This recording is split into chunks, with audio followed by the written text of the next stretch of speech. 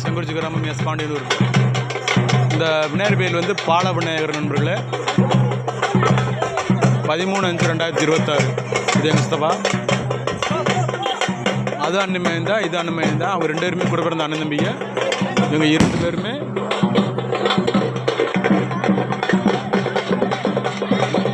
செல்லா குத்தி போகிறாங்க பாருங்க.